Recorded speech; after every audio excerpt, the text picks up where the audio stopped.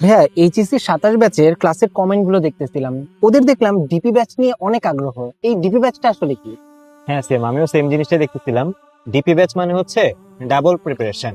আমরা কিন্তু এইচএসসি 27 ব্যাচের জন্য এখন থেকেই 26 ব্যাচের যে অনলাইন কোর্সটা আছে সেটা ওপেন করে দিচ্ছি, যাতে ও এখনই যদি ভর্তি হয়ে যায় একদম ওর বেলায় অর্থাৎ এইচএসসি 27 ব্যাচের সকল অ্যাডমিশন টেস্ট পর্যন্ত ও কমপ্লিট সার্ভিসটা পাবে।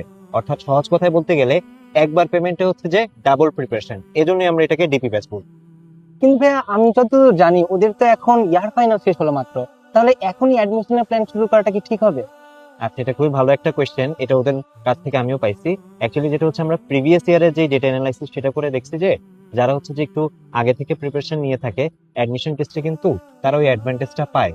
কারণ ওই যে সেম সিলেবাসের সেম টপিকের পড়াশোনাগুলা কেউ কেউ শুরু করে এইচএসসি পরীক্ষার পর, আর কেউ কেউ শুরু করে আগে থেকে। তো যত আগে ও শুরু করবে তত আগে থেকে কিন্তু এগিয়ে থাকার একটা সম্ভাবনা আছে। আবার অনেকে দেখা যায় কি দুইবার ভর্তি হয়, 26 ব্যাচের সময় একবার, 27 ব্যাচের সময় একবার, সো দুইবার পেমেন্ট করা লাগে।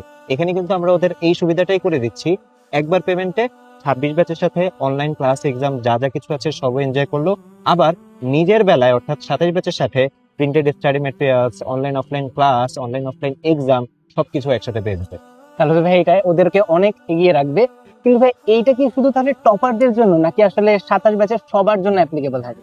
আসলে এটা সবার জন্যই। আমি যখন বললাম যে যারা অ্যাকচুয়ালি বেশি ভালো করে তারা আগে থেকে শুরু করে, এই বেশি ভালো করার ইচ্ছাটা কিন্তু সবার মধ্যেই শুরু থেকে থাকা উচিত। এবং আমরা কিন্তু এখানে আমাদের যে ম্যারাথন ক্লাস বা আমরা যে অ্যাডমিশনের রিলেটেড এক্সাম গুলোর কথা বলছি, পাশাপাশি কিন্তু ফাউন্ডেশন ক্লাস থাকতেছে। আর ফাউন্ডেশন ক্লাস কিন্তু একদম বেসিক থেকে শুরু করে সবকিছু পড়ানো হয়। তো এতে করে ওর যেটা সুবিধা হবে, এইচএসসির জন্য তো ও পড়াশোনা করছেই, তো এইচএসসি এর পড়াশোনার পাশাপাশি সেম টপিকের ও যদি ফাউন্ডেশন ক্লাসগুলো দেখে নিতে থাকে, তখন কিন্তু ওর জাস্ট কি হবে, সেম টপিকে পড়া হচ্ছে কিন্তু অ্যাডমিশন স্ট্যান্ডার্ড কোশ্চেন গুলোর ব্যাপারে আস্তে আস্তে ওর আইডিয়াটা বিল্ড আপ হয়ে যাবে। তাহলে তো অনেক ভালো হবে ওদের জন্য। আর তাহলে ভাই ডাবল প্রিপারেশন মানে তো আসলে ডাবল পেমেন্ট, এমন কি ব্যাপারটা হবে? না না, একদমই ডাবল পেমেন্টের ব্যাপার না, উল্টা আরো সুবিধা কি, একবার পেমেন্ট করে ও সবগুলো সার্ভিস তো পেয়ে যাচ্ছে। অর্থাৎ এখন ভর্তি হয়ে গেলে ওর এই চিন্তা রাখাই লাগতেছে না যে পরে যে আবার ভর্তি হওয়া লাগবে, এটা একটা। আর এখন কিন্তু আংশিক পেমেন্টও ভর্তি হওয়ার সুযোগটা আছে। পাশাপাশি ওর সুবিধাজনক যে ব্যাচ টাইম, অফলাইন ব্যাচ টাইমটা ও এখন থেকে নিজের মতো কিন্তু এটা সিলেক্ট করে নিতে পারবে।